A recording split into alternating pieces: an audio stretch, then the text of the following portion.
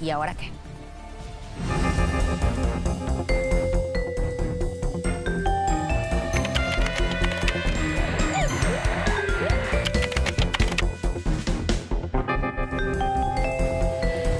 Santiago Gómez está con nosotros para el ¿y ahora qué? Buenas tardes.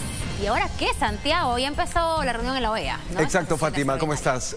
Muy buenas tardes para ti. Un saludo para todos los que nos acompañan desde sus hogares. Efectivamente, empezó la sesión extraordinaria del Consejo Permanente de la Organización de Estados Americanos.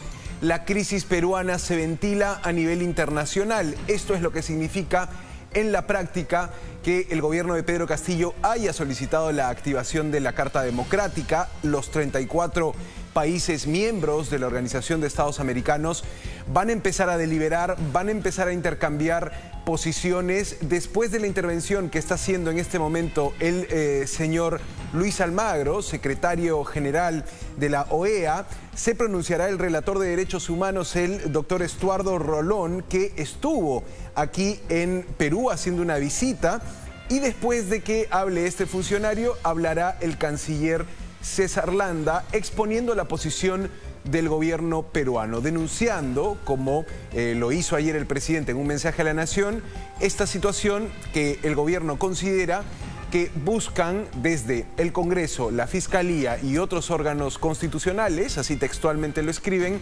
alterar el orden democrático. En la práctica, Fátima, es quizá el momento de, digamos, mayor atención internacional a lo que venimos viviendo en el país ya hace varios años.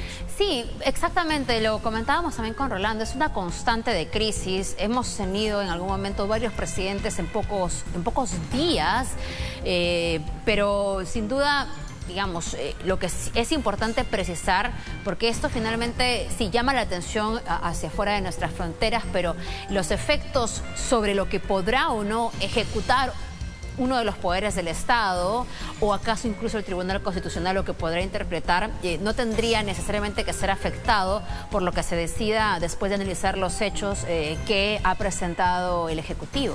Sí, una pregunta interesante para empezar la conversación sobre la OEA y lo que ha hecho el gobierno de Pedro Castillo es: ¿qué puede resultar de este evento o qué se espera que haga la OEA en esta reunión? Bueno, hay un borrador, hay un texto que se va a poner sobre la mesa de deliberaciones esta tarde, en estos momentos, y ese texto, por ejemplo, es un borrador, tiene que tener la aprobación de los países miembros, pero en una primera línea habla de solidaridad y respaldo al gobierno democráticamente electo. Esto, insisto, es una propuesta, es lo que podríamos ver en las siguientes horas, que defina la OEA un pronunciamiento a favor del gobierno de Pedro Castillo o a favor de lo que llaman ellos gobierno democráticamente electo. Esto, digamos, en una hipotética situación de que todos los estados estén de acuerdo y haya una votación mayoritaria por eso. También hay otra frase dentro de este borrador al que hemos podido tener acceso que dice: realizar un llamado a todos los actores para que sus acciones se enmarquen en el respeto al Estado de Derecho. Te digo, estas son las primeras palabras, los primeros argumentos que podemos tener en la reunión de hoy, y puede resultar en un respaldo de la OEA al gobierno de Pedro Castillo. Es una expectativa. Vamos a ver finalmente qué decide el Consejo Permanente. Y de hecho, ¿acaso tiene la capacidad del Congreso de plantear una circunstancia similar, digamos, ser escuchados también, como además de alguna manera afectados con lo que se vaya a decidir, en tanto que podría, por lo menos en cuanto a la recomendación, limitar sus actos? Me refiero sobre la denuncia constitucional.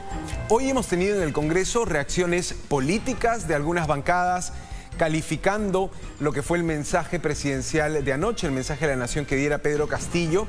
Pero ojo, hace instantes en el Congreso se ha redactado un documento que busca lo que tú decías, tener voz en esta discusión de la OEA.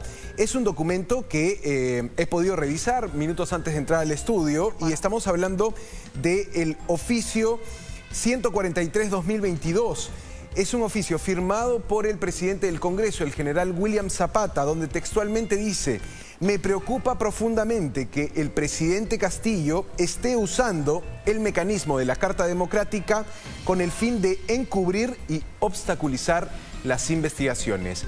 Este documento ya partió de Lima, tendría que entrar a mesa de partes de la OEA y podría ser incluso leído o invocado por alguno de los Estados miembros que participen hoy en la discusión. Podría ser este documento leído en esta sesión que estamos transmitiendo en vivo, ¿no? Esa es la imagen en vivo de la sesión que ocurre. Igualmente, si se termina...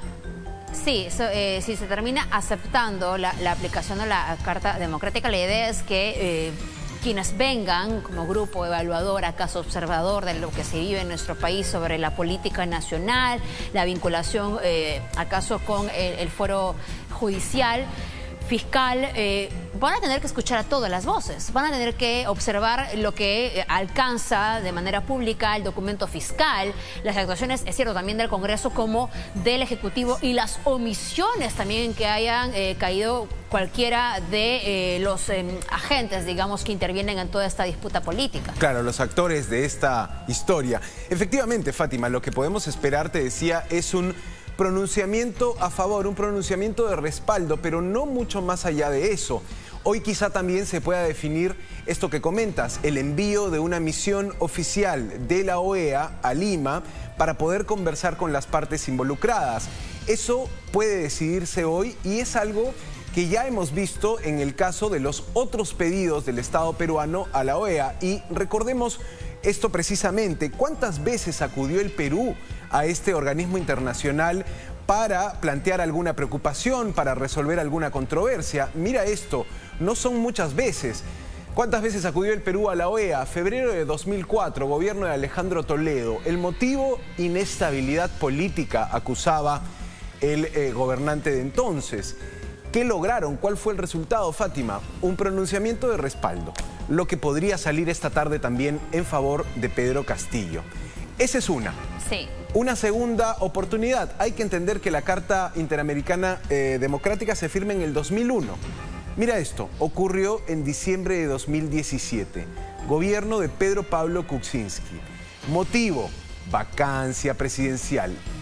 Recordemos que también vivió una situación de inestabilidad política el presidente Kuczynski con las investigaciones en el Congreso, o por lo menos con las acciones de control político en el Congreso.